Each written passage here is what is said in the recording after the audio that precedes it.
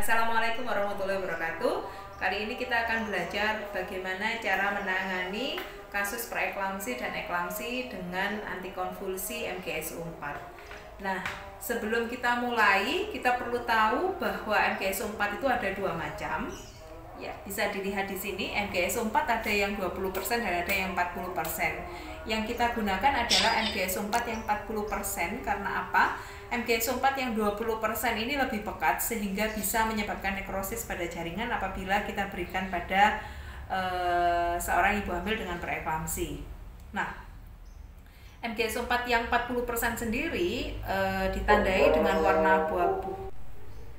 Untuk peralatan lain yang harus kita siapkan adalah infuser, kemudian cairan infus, apokat, kemudian sepet, dan aquabides untuk pengencer. Kenapa kita menggunakan aquabides untuk pengencer? Salah satunya adalah untuk mencegah supaya larutan MgSO4 lebih encer sehingga tidak menyebabkan nekrosis pada jaringan yang dilalui. Sebelumnya kita memberitahukan dulu ke pasien tindakan apa yang akan kita lakukan. Selamat pagi Ibu dan Bapak. Di sini saya akan memberikan penanganan terhadap preeklamsi. Preeklamsi itu merupakan suatu kondisi, salah satu keracunan kehamilan yang ditandai dengan adanya tekanan darah yang meningkat, kemudian ada bengkak baik di tangan, kaki maupun wajah, kemudian peningkatan kandungan protein di dalam air kencing ibu yang tadi sudah diperjelas dengan hasil laboratorium. Kemudian gunanya MgSO4 sendiri adalah untuk mencegah adanya kejang yang disebabkan oleh kejadian preeklamsi tersebut atau keracunan kehamilan tersebut. Nanti MgSO4 akan saya berikan melalui injeksi yang sebelumnya ibu akan saya pasang infus dulu. Terima kasih. Kemudian setelah itu kita tutup pintu tirai dan jendela untuk memastikan bahwa privasi pasien terjaga. Setelah itu kita persiapan alat dan persiapan diri.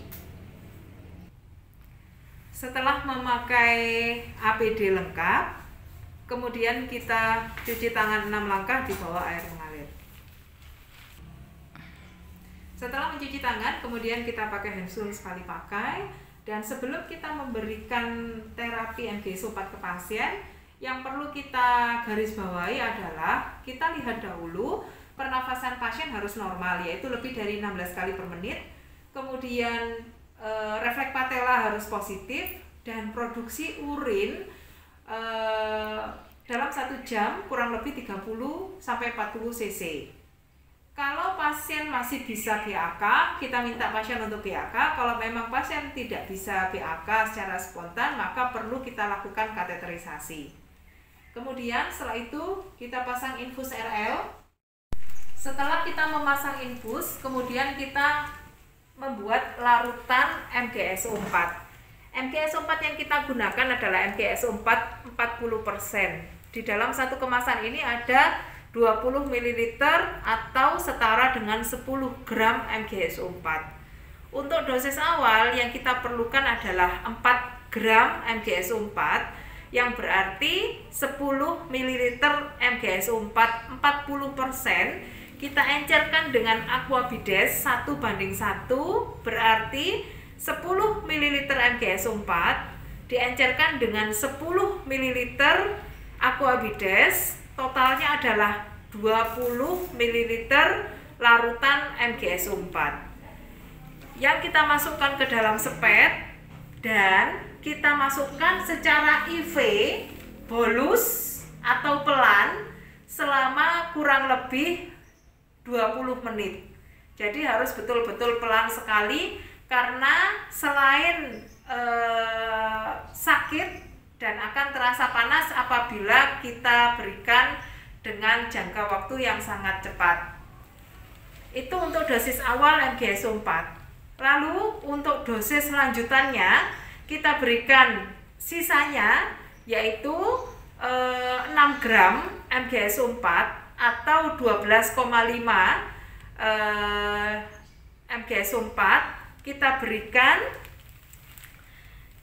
secara drip, dimasukkan ke dalam larutan infus 500 cc RL, harus habis dalam waktu 6 jam. Itu untuk dosis lanjutan. Jadi kurang lebih kita berikan selama 6 jam dengan tetesan 24 tetes per menit. Itu untuk dosis lanjutan. Nah, apabila terjadi kejang berulang, maka kita berikan dosis rawatan 1 gram MgSO4 atau kurang lebih 2,5 ml MgSO4. Kita encerkan 1:1 juga dengan Aquabides. Jadi totalnya ada 5 cc. Kita berikan secara IV bolus juga selama 5 menit.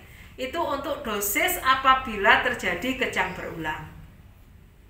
Kemudian setelah diberikan MgSO4, kita pantau ulang atau kita pantau secara teratur kondisi dari ibu. Dikhawatirkan ada kejang berulang ataupun tensi yang semakin meningkat, sehingga harus kita pantau TTV serta keadaan umum ibu. Setelah kita berikan, kita beritahukan kepada ibu dan keluarga bahwa MgSO4 atau terapi anti kejang untuk preeklamsi sudah selesai kita lakukan. Kita bereskan alat dan kita lepas handscoon dengan cara terbalik. Kemudian kita lepaskan api.